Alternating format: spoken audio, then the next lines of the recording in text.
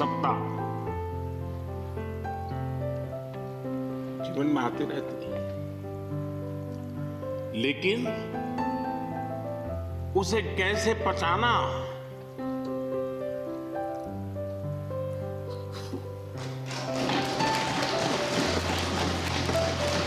और टेररिस्टों ने हमला कर दिया, करीब 8 लोग शायद मारे गए। सबसे पहले गुलाम नबी जी का मुझे फोन आया, सिर्फ सूचना देने का नहीं था, उनके आंसू रुक नहीं रहे थे।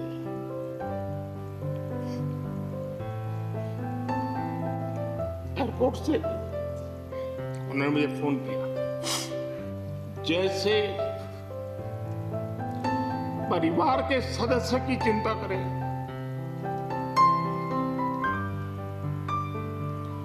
वैसी चिंता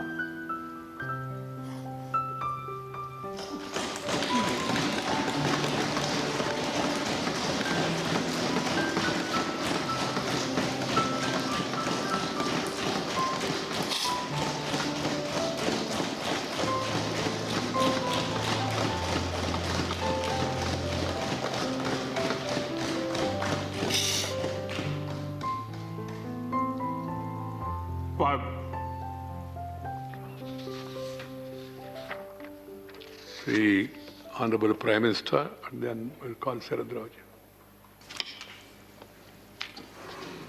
आदरणीय सभापति जी, आज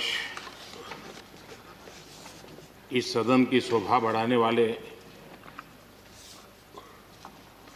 सदन में जीवंतता लाने वाले और सदन के माध्यम से जनसेवा में रत ऐसे 4 हमारे साथी, उनका कार्यकाल पूर्ण होने के कारण नए कार्य की ओर कदम रख रहे हैं। श्रीमान गुलाम नबी आजाद जी, श्रीमान शमशेर सिंह जी, मीर मोहम्मद फैयाज जी, नाजिर अहमद जी, मैं आप चारों महानुभावों को इस सदन की शोभा बढ़ाने के लिए, आपके अनुभव का, आपके ज्ञान का सदन को और देश को लाभ देने के लिए और अपने क्षेत्र की समस्याओं का समाधान के लिए आपने जो कुछ भी योगदान किया है, उसके लिए मैं सबसे पहले तो आपका धन्यवाद करता हूं।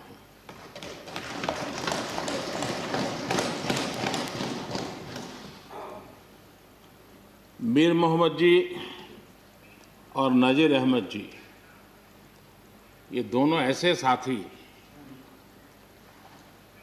सदन में शायद उनकी तरफ बहुत कम लोगों का ध्यान गया होगा, लेकिन कोई भी सत्र ऐसा नहीं होगा कि जिनके साथ मुझे मेरी चैम्बर में बैठ कर के अलग अलग विषयों पर सुनने का, समझने का मौका न मिला।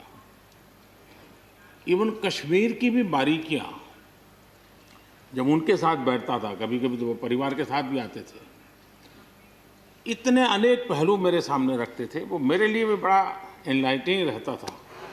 तो मैं हमारे इन दोनों साथियों का, जो मेरे साथ व्यक्तिगत रूप से नाता रहा और जो जानकारियां मुझे वो मिलती थी, मैं उसके लिए उनका हृदय से आभार भी व्यक्त करता हूं। और मुझे विश्वास है कि उनका कमिटमेंट और उनकी क्षमता, ये दोनों देश के लिए और विशेष करके जम्मू कश्मीर के लिए काम आएगी। देश की एकता, देश के सुख शांति वैभव को बढ़ाने में काम आएगी, जब मुझे पूरा विश्वास है। हमारे एक साथी शमशेर सिंह जी, अब तो याद भी नहीं रहा कितने सालों से मैं उनके साथ काम करता रहा हूं, क्योंकि मैं संगठन की दुनिया में का इंसान रहा, इसी क्षेत्र में मैं काम करता था। कई वर्षों तक जम्मू कश्मीर में भी काम करने का मौका मिला। तो मेरे एक साथी कार्यकर्ता के रूप में कभी एक स्कूटर पर ट्रैवल करने का मौका मिलता था। बहुत छोटी आयु में जो इमरजेंसी में जेल में गए उसमें शमशेर सिंह जी थे। और इस सदन में शमशेर सिंह जी की उपस्थिति 96% है। ये अपने आप में, यानी जो दायित्व जनता ने उनको दिया उसको बिल्कुल 100% निभाने का प्रयास। मृदुभाषी हैं, सरल है, और मुझे विश्वास है कि जम्मू कश्मीर से रिटायर्ड होने वाले 4 आदरणीय सदस्यों के लिए उनके जीवन का यह कार्यकाल सबसे उत्तम कार्यकाल है, क्योंकि इतिहास ने एक नई करवट बदली है और जिसके वो साक्षी बने हैं, सहयात्री बने हैं। ये उनके जीवन की बहुत बड़ी घटना है। श्रीमान गुलाम नबी जी, मुझे चिंता इस बात की है कि गुलाम नबी जी के बाद इस पद को जो संभालेंगे उनको गुलाम नबी जी से मैच करने में बहुत दिक्कत पड़ेगी।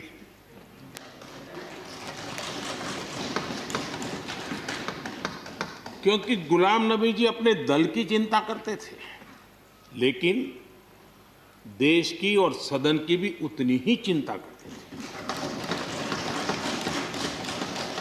ये छोटी बात नहीं है जी, ये बहुत बड़ी बात है जी।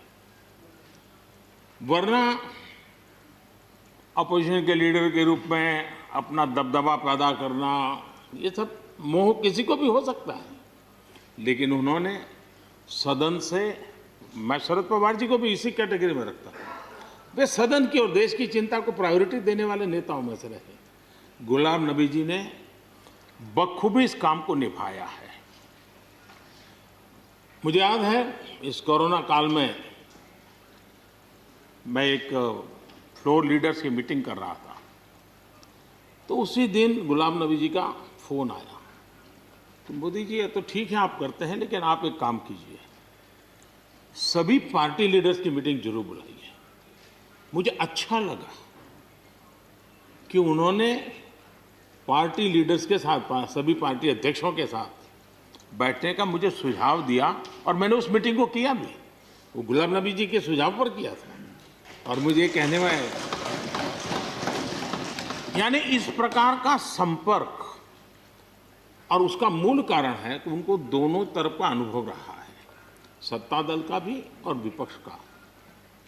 28 साल कार्यकाल, ये अपने आप में बहुत बड़ी बात होती है जी। बहुत साल पहले की बात है, शायद अटल जी की सरकार होगी, मुझे याद नहीं रहा। मैं यहाँ सदन में किसी काम से आया था, मैं तो तब राजनीति में नहीं था, ये इलेक्टोरल पॉलिटिक्स में नहीं था, मैं संगठन का काम करता था। तो मैं और गुलाम नबी जी ऐसे ही लॉबी में गप्पे मार रहे थे। अब जैसा पत्रकारों का स्वभाव रहता है, बराबर नज़र लगाए बैठे थे कि ये दोनों का मेल कैसे हो सकता है। हम हंसी खुशी से बातें कर रहे थे, तो हम जैसे ही निकले तो पत्रकारों ने घेर लिया। गुलाम नबी जी ने बहुत बढ़िया जवाब दिया था। वो जवाब हम लोगों के लिए बहुत काम आने वाला है। उन्होंने कहा, भाई देखिए, आप लोग हमको अखबारों में या टीवी माध्यमों में या पब्लिक मीटिंग में लड़ते झगड़ के देखते हो, लेकिन सचमुच में इस छत के नीचे हम जैसे एक परिवार का वातावरण कहीं नहीं होता है। इतनी हमारी आत्महत्या होती है, इतने सुख दुख होते हैं। ये जो स्पिरिट है, वो स्पिरिट अपने आप में बहुत बड़ी बात होती है। गुलाम नबी जी का एक शौक शायद बहुत कम लोगों को पता होगा, और कभी उनके साथ बैठोगे तो बताएंगे। हम सरकारी बंगलों में रहते हैं, तो बंगले की दीवारें, अपना सोफा सेट, उसी के आसपास हमारा दिमाग रहता है। लेकिन गुलाम नबी जी ने उस बंगले में जो बगीचा बनाया है, यानी एक प्रकार से कश्मीर की घाटी की याद दिला दे, ऐसा बगीचा बनाया है। और इसका उनको गर्व भी है। वो समय देते हैं, नई नई चीज़ें जोड़ते हैं, और हर बार जब कंपटीशन होती है तो उनका बगलो नंबर 1 ले आता है। यानी अपने सरकारी जगह को भी कितने प्यार से संभालना, यानी बिल्कुल मन से उन्होंने इसको संभाला है। जब आप मुख्यमंत्री थे, मैं भी एक राज्य का मुख्यमंत्री के नाते काम करता था, हमारी बहुत गहरी निकटता रही उस कार्यकाल में। शायद ही कोई ऐसी घटना मिल सकती है कि जबकि हम दोनों के बीच में कोई संपर्क सेतु न रहा हो। एक बार गुजरात के यात्री, क्योंकि जम्मू कश्मीर में जाने वाले टूरिस्ट में गुजरात बहुत बड़ा नंबर रहता है, और टेररिस्टों ने पर हमला कर दिया, करीब 8 लोग शायद मारे गए। सबसे पहले गुलाम नबी जी का मुझे फोन आया,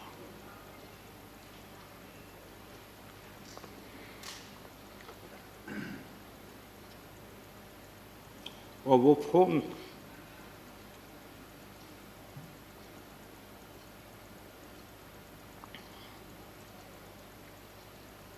सिर्फ सूचना देने का नहीं था,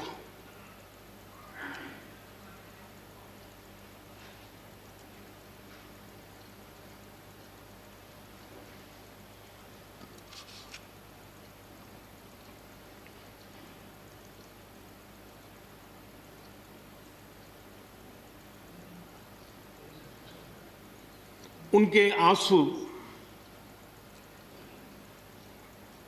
रुक नहीं रहे थे। फोन पे उस समय प्रणब मुखर्जी साहब डिफेंस मिनिस्टर थे। मैंने उनको फ़ोन किया, मैंने कहा साहब अगर फोर्स का हवाई जहाज़ मिल जाए डेड बॉडी को लाने के लिए। रात देर हो गई थी।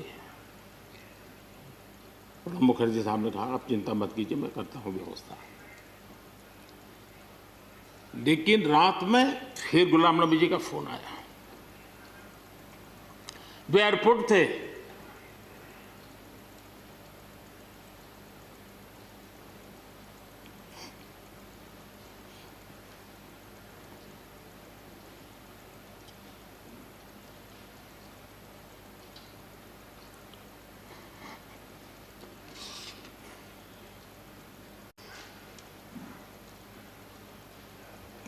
एयरपोर्ट से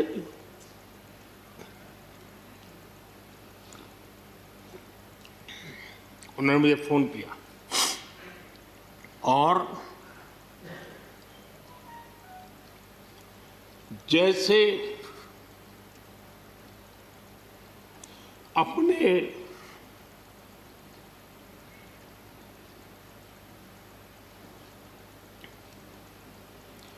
परिवार के सदस्य की चिंता करें,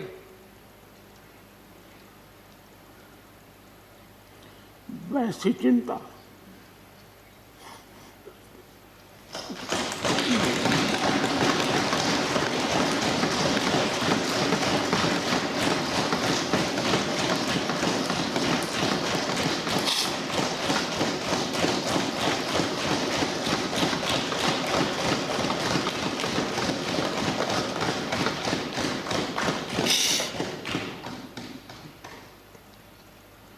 पद, सत्ता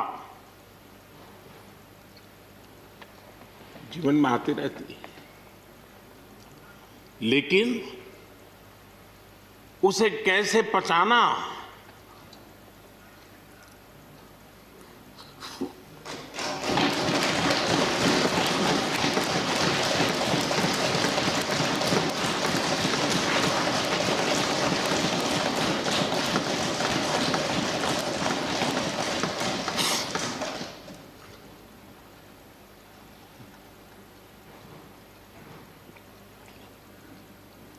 मेरे लिए बड़ा भावुक पल था।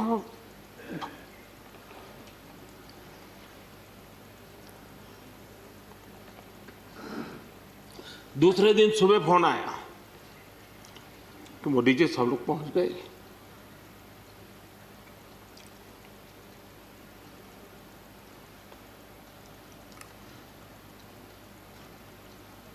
इसलिए एक मित्र के रूप में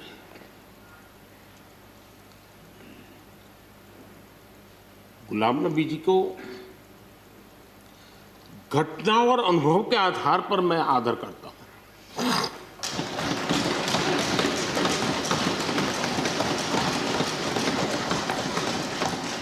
और मुझे पूरा विश्वास है कि उनकी सौम्यता, उनकी नम्रता, इस देश के लिए कुछ कर गुजरने की उनकी कामना, वो कभी उनको चैन से बैठने नहीं देगी।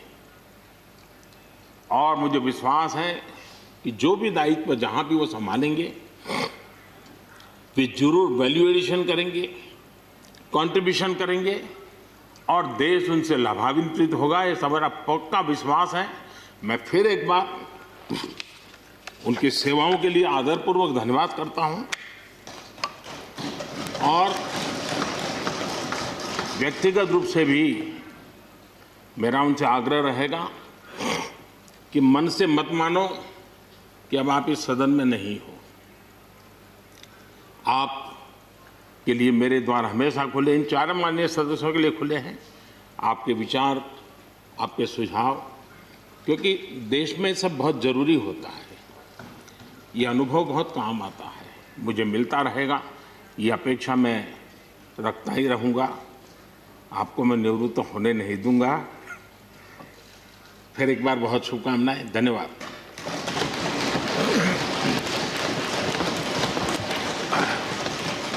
धन्यवाद प्रधानमंत्री जी। श्री शरद पवार जी।